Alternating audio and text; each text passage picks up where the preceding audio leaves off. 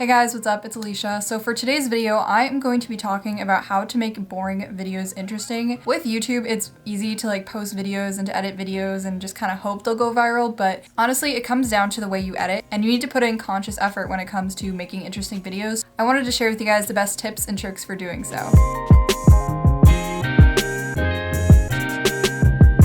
My first tip for you guys is not to go more than 5 to 7 seconds without movement. People have really short attention spans, so you need to be doing something that's going to keep them hooked into your video. So you may think that having B-roll and adding different locations in your room is going to add enough interest, but really it needs to be every 5 to 7 seconds something new is happening so that somebody catches that in their eye, and that's what keeps people interested. There are two different ways to go about adding this interest to your videos. The first way is through just filming while you're making your video, and the second thing to think about is while you're editing. So ways to add interest that you can think about while filming is first changing your angles. So the best way to explain this is with an example. If you're filming, say, a study video or a DIY tutorial, you want to have a bird's eye view, and then you want to have 1 to 2 other angles that you're taking. So you can do this with one camera by moving the camera to different spots, or you can just use your phone and your camera. But what this does is you just have different options so that you can rotate through them as you're explaining the process, and it will let you have that 5 to 7 seconds of switching back and forth that creates that movement that people catch on to. Another way to do this is to add B-roll over the clips when you're talking. So say you're explaining that you're doing homework in a clip in a vlog.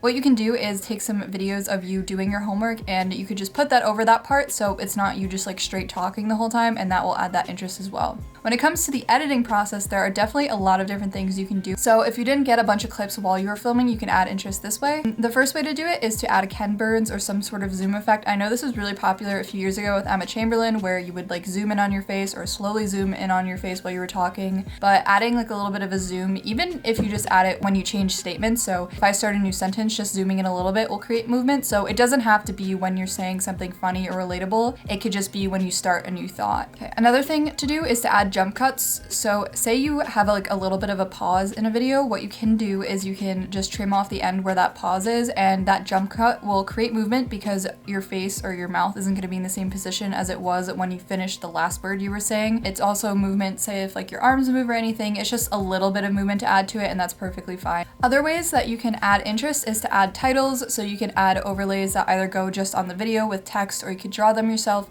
You can add title cards when you're explaining big ideas, or you can add little pop-ups in the bottom of the screen for your social media handles. So when it comes to effects, things you can add is light leaks and just other things that pop up on the screen, even if you have a green screen of a notebook. If you're explaining a task list, that's a good way to add some interest to the screen, and you can add transitions in between the clips to add some interest as well. So my next tip for you guys is to show it and not just say it. So I think a lot of the time people think that they can have a really good video with really good valuable information and it'll go viral, but in reality, you need to also pair it with showing people what exactly happened. So if you're making a vlog, for instance, you're not gonna wanna just tell people you went and got a smoothie. You can do instead is, while you're explaining that you got the smoothie, include clips, or even just have your own little portion where you're actually going to get the smoothie. And this doesn't have to be long and drawn out. It could be a clip of you opening your car door, putting your keys in the engine. It could be you walking down the street. But adding that over that maybe 10-second clip of you talking is so much more interesting than just listening to someone say, I went to Simple Green and I got a smoothie today. Even if you're vlogging too, if you said you were studying for 2 hours, then just include a little clip of you studying. So my next tip for you guys is to add a mixture of different kinds of shots. So you don't want to just have B-roll in your videos. You don't want to just sit there with still shots. This is a still shot because I don't have the camera in my hand, it's not moving. What you want to do instead is have a variety of different kinds of shots. So this would be maybe handheld shots where you're holding the camera up and it's a little bit shaky, and then having still shots and having B-roll, because that's just creating more interest. Ryan Little.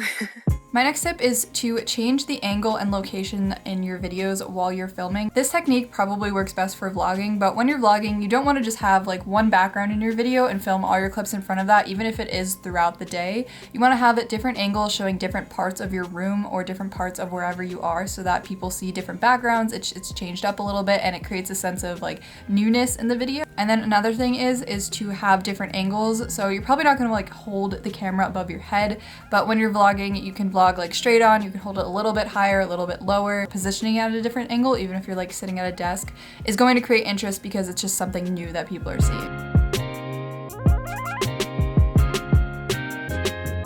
So my next tip is for when you're editing, it's to add some music and some sound effects and to do it in the right way. So it's very easy to go overboard with adding like super loud music and to add sound effects, but if you don't do it right, it just gets annoying and people will click off the video. I know if I see a video where the music is like way too loud, I'm out of there because I can't hear what people are saying. So my tips for adding sound effects and music is to add it when it's necessary. So you would add background music usually throughout the whole video and make it quiet, but if you have a title slide or you have some part that you're not talking, say B-roll, you're gonna wanna turn the music up so people can hear that. Another thing is to add sound effects when it makes sense to add sound effects. So if you add a pop-up of you on your computer, so if you're showing someone how to use like a certain software, you could put like a click sound effect or like a pop sound effect and when that new clip pops up, and that'll add some audio interest. And then another tip is to add music with a faster tempo. If you don't know what tempo is, it's basically like the speed that the piece of music is played at. So something like a soft lullaby is gonna have a lot slower of a tempo than would like Lizzo's music. So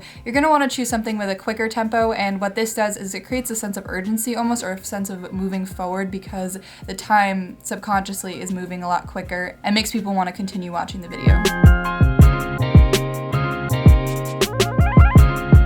Now I'm going to talk about overlays and B-roll and how to spice it up, because I know I've talked a lot about it during this video. You can't just add 30 seconds of you hanging up a picture on your wall and expect people to want to watch it. So one way that you can spice up your B-roll is to add an image in the background of the B-roll. So for instance, this one YouTuber, Alicia Marie, she was showing off her new merch on her website, and she had a screencast of her just going through the website, clicking on the different options and stuff. But in the background, she had a moving cloud image, and this just created more interest and made a cute color palette, and it drew people's interest in more than if it was just her plain white screencast, because there's something going on in the background too that's not just her mouse moving around on the computer. You can add this to the back of your B-roll too. I think it was Best Dressed in her older videos, what she would do is she would have herself like modeling clothes, but she would have either like a plain color or she would have some kind of moving background in the back of the clip. Another thing is to add an effect over your B-roll. So again, Alicia Marie, what she does is she adds this VHS effect. It looks almost like static over all the B-roll clips, and it distinguishes it as B-roll. Another thing to do is to add the Ken Burns effect, which is basically when a clip kind of zooms in slowly over a period of time. And this is good for B-roll, even if it's not like a really substantial zoom, just to add that interest, because it's just some kind of change that's not just the movement in the video clip.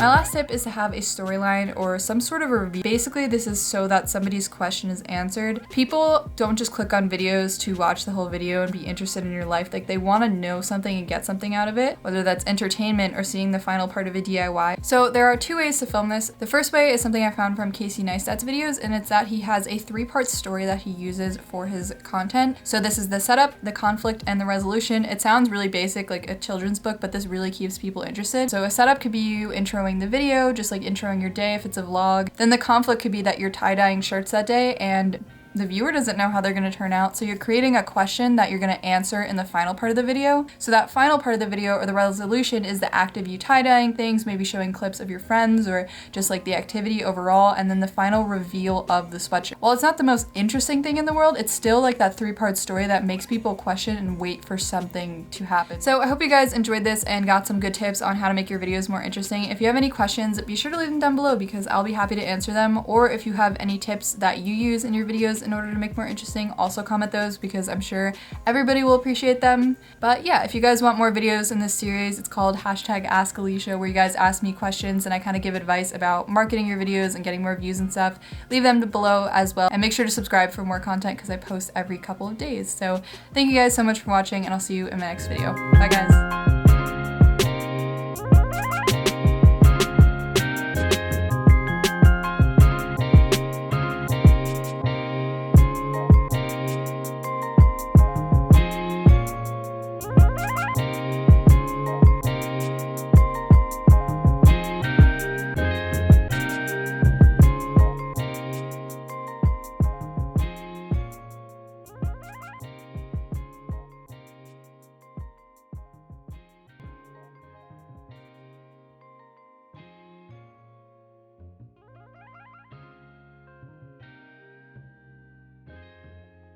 Ryan Little.